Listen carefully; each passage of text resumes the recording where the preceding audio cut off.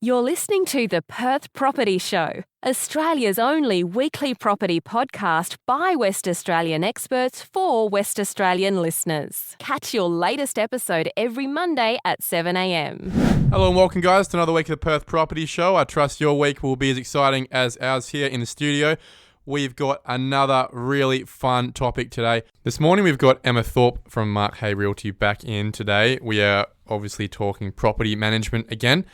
We are going to talk about conducting the right tenancy searches, background checks, making sure we've got the right people in and minimizing the chance that the people that we do get into our properties are maybe different from what we thought they were in the first place. It's about risk mitigation this morning, which is a big part of property ownership, property development, property investment in the first place in general. Emma, thank you. Hi Trent, thank you for having me again. So I guess it starts at the home open when you're there encouraging people to come through your property to rent it. And my biggest suggestion here is that you encourage all people through those doors to apply for your property. Every Tom, Dick and Harry. Yeah, why not? What have you as owners got to lose? Yep. Absolutely zilch. So I really feel that that's a really good way to lease your property quicker, is just by being open, welcome, and encouraging everybody to apply. Don't discriminate. That's right. So I might, look at me. I wear a suit and tie every day, but on a Saturday and Sunday, I'm more often in Ugg boots and sweatpants. That's it, exactly. And at the end of the day, we don't want to judge a book by its cover. And sometimes the introverts, extroverts, we all look different. But until we've got the particulars on paper, then we can make the decision on who you'd like into your valuable investment. One of the best tenants in my family, my old man has got an apartment in Belmont. Yes. And this tenant, he calls himself Woofy. Okay. That's his first name, right? Very simple sort of lad. He works in the mines. He's got tattoos all over his face and neck. Yeah. And he was straight up, I've really struggled to find a tenancy based on my appearance. Mm-hmm. But please give me a chance. I promise you I'll be the best tenant you ever had. My old man thought, you know what? Let's give the guy a crack. He's a police officer. He likes to think that he can judge a book well by its cover. And no joke, Wolfie is always about 2 months ahead in his rent. Yeah, wow. Fixes his own maintenance problems. Yes. And is always messaging every couple of months saying, thank you so much. And this is 2 years later. Thank you so much for giving me a shot. So I think the idea of not discriminating is probably going to work out better than most. Absolutely. And again, we can't judge a book by its cover. Like you said, you wear a suit, but on Saturdays and Sundays... I look like a bum. Yeah, right on. So importantly around discrimination is obviously we're not allowed to discriminate. So things to be aware of that you're not allowed to discriminate against are obviously sex, marital status, pregnancy, race, religion, and mental health. So a few of those things are really common in today's stage, mental health particularly. So just be mindful of that when you are making a decision on who you'd like in your valuable investment, that you are not discriminating against those things. Well, how do we make sure we're not getting caught up by someone who's just got a beef and calling us out on something that really wasn't the reason we didn't get them in the first place? The best thing to do, Trent, is to, when you've got the application submitted in your hot little hands, is to make handwritten notes on them. So when we've got an application, we're going to ask for at least 100 points of ID. So I'm sure those owners out there who aren't using an agent probably aren't asking for any ID. So I really recommend that we're asking for a driver's license, a passport, a bank card, a Medicare card, and highly recommend asking for a utilities account, because what we want to check, Trent, is that our driver's license or our Medicare card with the addresses are matching up to our utilities account. And can you check if people that are coming through have paid their account? Can you check if they're behind in arrears? Because I've always found that's one of the biggest pains is when you're managing your own property, with Watercorp especially and Synergy, they always come back to the owner if the accounts are late or overdue. Paid. Yeah, that's right. So unfortunately with Synergy or any gas provider or Watercorp, we're unable to check that, whether they've paid those on time. But the better checks to do is to call the person who's applied their current landlord, their previous landlord, their current workplace, and their previous workplace. So I suggest that by the time you've made those first calls, you'll definitely have a good idea of who you're putting into your investment property for sure. Can we ask people for their bank statements? Absolutely, we do for sure. So we ask for a copy of bank statements, pay slips, a copy of their work contract, and really importantly as well is that the people that are applying for the property have valid visas. Now, I've done all this before and still gotten to a point where I've done a last check, social media, and realised that this person has a boyfriend who's just gone to jail and 2 extra kids than what she's telling me, and she's not working even though she says she is working. All these things come out. It's interesting how much stuff people idiotically put on Facebook on their public account that you can quickly check. Yeah, absolutely. Is that something that you're doing as a property manager as well? Yeah, absolutely. And in our office, we actually make that the first check, because we learned quickly in our office that you do all these checks and balances and then you do the social media and then you work out you don't want to be there. So in our office, that's actually step 1. So, which makes sense, right? Well, it's so funny how honest and open people are on social media. Absolutely. And how much they fabricate their lives in an application form. Absolutely. And Trent, I have one example of where I inherited a property from another property manager who did not do these checks and balances, particularly the social media one.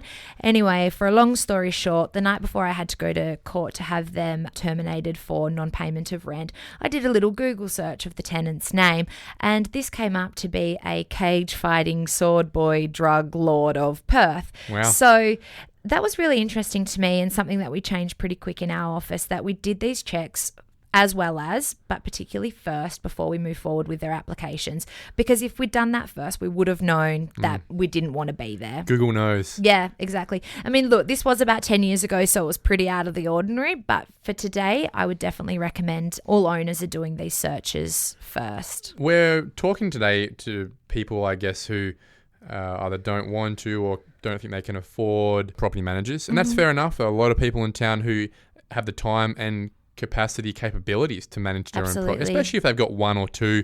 Yep. It is something that it's not rocket science if you're doing it properly, right? Yeah, sure. But in terms of getting all of these checks done properly, is there a service that property managers can provide where it's just we'll find you the tenant and then you can manage it from then on? Yeah, absolutely. Now, not all agencies do that. Only some will offer this service, particularly in the market that we've seen where it's been such a challenge to even find tenants.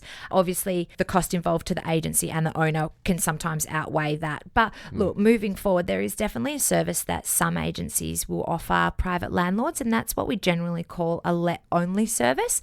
And what that is that your chosen agent will do the home opens for you. They'll process all of the applications for you. They will walk you through the steps on who you'd like to accept into your valuable investment.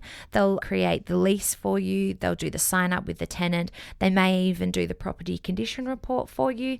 They'll lodge the bond for you, and they'll do the handover with the tenant on the day that the lease starts. So if I was a private landlord and I wasn't using a full service property manager, I would definitely be asking the question whether or not they'll offer you a let only service. Now, I know there's no video here, but I'm giving you the money signal. Yeah, What's sure. it going to cost me just for this? Look, anywhere between 2 and 4 weeks rent, I would say, would be the base. You're probably getting off pretty well if you can get a property manager to do this for you for 2 weeks rent. Yeah, absolutely. And look, the letting fee alone generally will cost you 2 weeks rent for a full service. Yeah. Some discount brokers will probably just charge you 2 weeks rent, but a more professional property manager, they'd probably be around 4 weeks rent. Look, as a case study on my side, I've got a property that I've subdivided, sold a piece of land off at the back, and it's halfway through being built, and I thought, it's just going to be really hard. The tenant left halfway through the build. It's been really hard to get someone in. So I went through a property manager, and they presented to me the options of the possible tenants. None of them were looking fantastic at the time. We chose a young lady with a kid and a dog, and within a month, not paying rent, not paying any of their accounts, and having to go through that whole process of court orders, getting through to termination. And as much as it was frustrating that I can put the blame back on them for just presenting poor options that shouldn't have come maybe to me in the first place, I do feel a little bit relieved that I don't have to go through that whole process of having to get them out myself as well. Yeah, absolutely. And I guess another important thing is that hopefully your agent did do the database checks. So we as agents have access to NTD database checks. What's that? So it's just a database check. National Tenancy database? Yes, Yep. correct. So sorry, beg my pardon. Yeah. So it's also Australia and New Zealand wide. So all agents have access to that, where they can do a really quick check of the prospective tenant's name and passport number pretty much. And it'll come up whether they are defaulting Australia. Blacklist sort of Absolutely, yeah. Okay. So, and in other cases, it'll come up to show us that XYZ property management have just made an inquiry on this person. So if we do the checks and balances back from the application and the database check, and we can see some inconsistencies there, we can work out who the property manager was that made the inquiry, phone them, and generally we'll find that the applicant has been fudging on their application, and we can pick up there's a lie being made there, so we can avoid that. Okay, and this database is only accessible to property managers? That's right, it is, yeah. Well, that's another reason I think that you would just spend a couple of weeks' rent if you can find a property manager who would do it for that price. For let only, yeah. That database must be one of the best resources. Yeah, absolutely. There is two, NTD and the ticker database checks, but particularly NTD being Australia and New Zealand wide, it is a really good resource, absolutely. All right. I think these are some good notes here just to risk mitigate. At the end of the day, we can't get it right all the time. Absolutely. As in my case, for example. But you can get as close as you can to choosing people who are just doing the right thing. I mean, that's all we need, right? We're just looking for people who are going to pay their rent. Yes. Not damage the place. Property well. Yeah, that's right. And obviously the best way to maximise your return is to keep a really good tenant in your property for a really long time. So that's the aim of the game. That's what you should be working towards. Well, I think a lot of people, they probably shoot themselves in the foot by trying to, especially in this market where we are seeing a bit of rental rises. Have you had a few inquiries from your clients saying, hey, can we raise the rent? And then you do it, and then maybe you get a bit of pushback from the tenant looking to move out? Yeah, absolutely. And there's a few things. And in my experience, I don't have any stats around this, but I can pretty much guarantee you that if a property is leased a fair bit higher than market value, it's generally to a tenant who can't rent any other property. So I know that a teacher, an engineer, a business person, they're going to know how much rent they should be paying. So, and at the end of the day, they're the tenants that we want to keep. Someone who doesn't know what the market is, doesn't care what the market is, and is going to pay $20 or $50 over market value, they're probably the tenants that we want to steer clear of anyway. Okay, interesting. Emma, thanks for coming in. Appreciate it. No probs. Thank you. We'll have you in soon. Okay, it's our first suburb spotlight for 2020. We are talking about Bateman, beautiful little suburb on the freeway just south of the river. And we've got one lady to talk to. She's been in before, Jenny Gauci. Thank you very much for coming in to talk Bateman. Thank you, Trent. It's lovely to be back, and thank you for having me back. Guys, all the listeners out there, you'll remember Jenny. She's also the number one in Bull Creek, just across from the freeway. We're going to talk about the similarities and differences between those suburbs as well, and just really what's happening in the market now that summer's hit. We're past spring, and we're looking to see some real rebound from one of these premium suburbs like Bateman into 2020. Jenny, what's going on? Let's talk about a bit of market vibe in Bateman, but also if you can give us a bit of background as well, something fun. Bateman's my little treasure. I call it a little treasure of a suburb. There's only 1,500 properties in Bateman. I think the current population's around 3,700, the residents. So that's small. Very small. So it's a nice little niche of a suburb. So everybody wants to get in because of the school zones and the proximity to the train, Fiona Stanley Hospital, Murdoch University. All the amenities are so close. It's a great little family suburb. It's got a private school, Corpus Christi, and Yadara Primary, which are very, very popular as well. So it's got all the ingredients of a good family suburb to bring up the family. So for that reason, they don't last very long in Bateman. It's not a suburb I've driven through very often, and I would expect it's not a suburb many people have driven through, which really is a positive. It would have to be quite a quiet, leafy suburb that is a bit of a hidden secret to the people in the south. It is. Like I said, it's our hidden treasure. Bateman has come sort of more into the spotlight since the train station has come in. The train goes straight through Bateman on the right-hand side there. You've got the Bull Creek and the Murdoch station on either end of Bateman. So, of course, since that's come through, we find that came through around 2007, and you find that now people know where Bateman is. Is it part of one of the good state school zonings? Yes, it's in the Rossmoyne High School zone, which, as you know, is a very high-performing high school. And it's got also the private school, which is the Corpus Christi. But Rossmoyne High School zone, closer to Leach Highway, you've got the train station. A lot of people like to buy little homes there because they can get close to the actual station as well. I think you'd agree with me. Bateman is not at a price point that's generally a first home buyer suburb.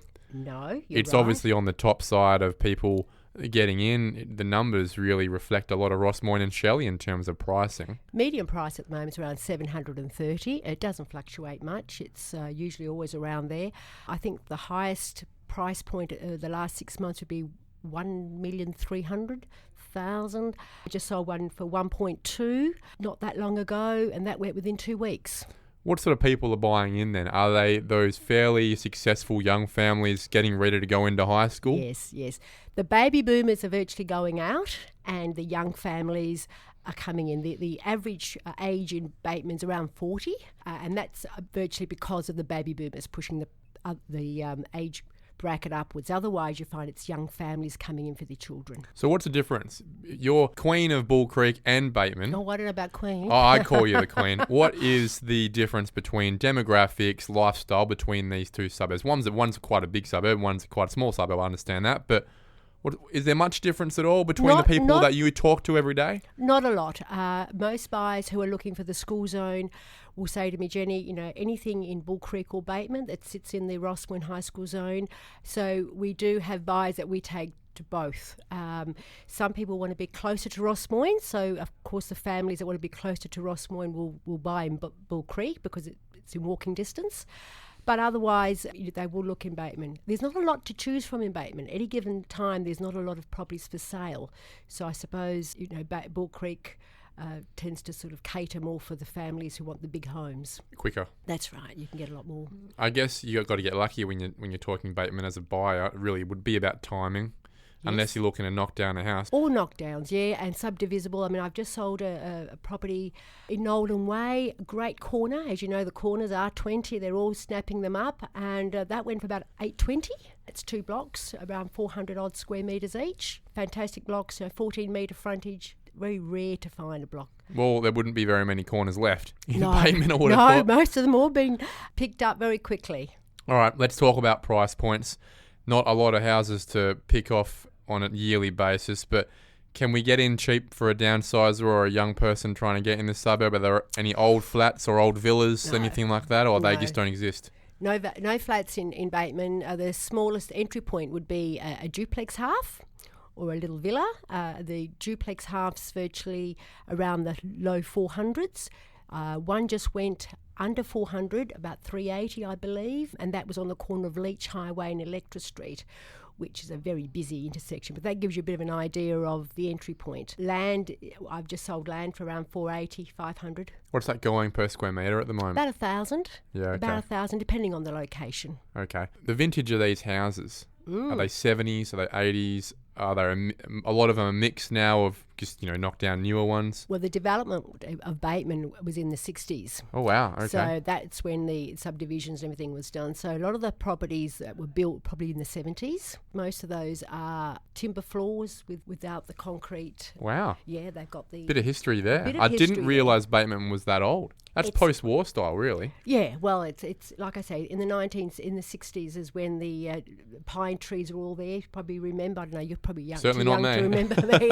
No, but they were all pine trees. They sort of developed all that area in the 1960s, and then by the 70s, all the display homes were all starting up and up and going. So a lot of those originals still with a timber floor. Yes. Is anyone trying to renovate those, or are they really just trying to build big homes on them? No, a lot of the people who buy them sort of sand down the beautiful floors, you can tell the old floors, and renovate them, but most of them are virtually land value now, so it's just for them to stay in for the next 5 years or so until they can afford to knock it down and build their dream home. And how big are those lots? A lot of them are fairly big, Trent. They're about, some of them are around 800, 750 would be the average. Some of them do go up to about 800. So if we're paying $1,000 a square metre for a piece of land anyway, how is it that we've got a median house price lower than the average lot size? But don't forget, virgin land is a different price to house and land. Yep, so there's a little bit of differential there. You've got to knock down the house. There's a bit of work to be done to get to a virgin land. Yeah, okay, all right.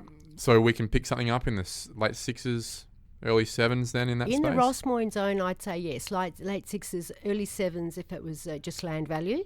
If it was quite neat and tidy, you'd be looking probably mid 7s plus. Okay, so these are the houses that you've got a bit of opportunity to renovate and knock down at some point in the future. What about these nicer homes that have been built in the last 10, 15 years? What are they going for? Okay, the Nowalimba estate is the latest estate that was built. That was about 15 years ago. It was an old sporting centre. It's a government land. I remember people were actually camping outside to get the blocks. Wow. The average block's around 500 square metres. Well, it's 500, probably the largest. They were around 500 square metres. And they're all about $1 million plus. They're all mansion homes, beautiful. There's a little pocket which is zoned R40, which is all townhouses. But other than that, that'd be the most expensive properties that you'd find. Well, you said that it was only 1.3 mil would be sort of the most expensive you've seen sold recently. So they're right up there. They are right up there. Most of the ones that have sold over $1 million would be all in Nowalimba. The one I sold was in Brook Gardens, which backs onto Nowalimba. It was a beautiful home, though. It was an architecturally designed home. That went for 1.2. Okay, let's talk about development. Do you see any opportunity or appetite in such a small suburb for any more development than corner lots in the near future, or is it really going to be protected? I mean, you've got the Canning precinct just north of Bateman that is obviously going through a lot of rezoning. Burragoon's got it. Bateman, for me, I see it as a suburb that really should be protected. It's a family area. No, Trent, it's on the agenda. Wow. Melville Council have it on the agenda. It's been on the agenda for 8 years. Melville Council don't work that fast, unfortunately. Well, they're one of the fastest, surprisingly. They have gone to different precincts. They've just done the Risley Street precinct and the Canning Bridge, as you just mentioned. And they've put Bateman on the back burner because I was speaking to a councillor just a few weeks back. They are going to be looking at Bateman next. There's the section near the hospital, near South Street. That will be medium to high density, and also towards the Bull Creek station, that will be medium to high density. So both ends of Bateman are being looked at rezoning. So is that really right on the rim there of South Street and the freeway, bringing in possibly... About 100 metres, just that last ring That's of houses where we might be looking at townhouses or small apartment developments. Correct. Everything else stays as it is. But, the $1 million question is how far does it go in and which homes and which streets are going to go under that zoning. Sounds like a Duncraig to me. Obviously, Bateman, given that smaller, less variance of properties, its median house price is higher than Duncraig's, but similar sort of demographic where they've done a strategic medium to high density hit there right next to the train station, just where people could make the most of it. Everywhere else has been left alone. Well, that's the trend. The trend was virtually north of the river when the station went in. That's the trend, and that's going to be happening down south as well. Bateman and Bull Creek, both of those sections close to the train station, traditionally always get changed to medium to high density, as you said, in Duncraig and a few other northern suburbs. We're just waiting now for the Bateman Bull Creek section and further down. Well, there you go. Medium-term holds. Smart people would have that in their back pocket when they're looking at purchasing what right now might seem a less attractive option will eventually be quite a good development option to be holding. Definitely, if you're an investor and you just want to hold on to it for a little while, it's definitely the way to go because it's the land component that's going to give you the growth. You just mentioned earlier corner lots, so I just want to quickly run that through with you again. People are selling those at about $800,000. Yes, definitely. There's about 800 square metres. Yes. And they're going for about 1,000 a square. 1,000 a square metre. The one I've just sold did have a planning commission approval in place. Yep. So a little bit of de-risking. That's right. I'm not seeing a lot of profit there at the moment. Are most people simply just selling what they've already had? I can't imagine there are many people going in, getting a corner lot and then cutting it up for profit. There's nothing in it at that price. Correct. There's not a lot in it, but you find majority of people who are going to do a subdivision like that maybe want to hold on to one block themselves and build their dream home. Okay. And sell the other. So they're lying down so they can sell their debt down a little bit. That's right. Yep. That's right. And it's a way of them paying a lower price for a block. They do the work themselves. Yeah, no, look, that's a really good way of putting it. And that's probably something we haven't touched on a lot in the podcast, is that there are also a good enough amount of people that do subdivisions simply to create their own lifestyle on a smaller lot to pay down debt and aren't really thinking about profit first. It would be part of the agenda, but more savings towards a lifestyle they can afford. That's right. It's your mum and dads out there who want to get ahead and build their dream home for their family. I mean, the large 700 square metre block plus is a thing of the past now. It's a dream. If you've got it, it's great. But most people are happy with 500 is large these days. I think the average is, 385 in something Perth? silly. Yes. In an infill suburb, 500 is a good is block. a large block. Yep. So if you can get anything around 450 plus, you're doing really well. Yep. All right, let's talk to the median house price. And you've already given us insight into that. Jenny Gauci, number one agent in Bateman.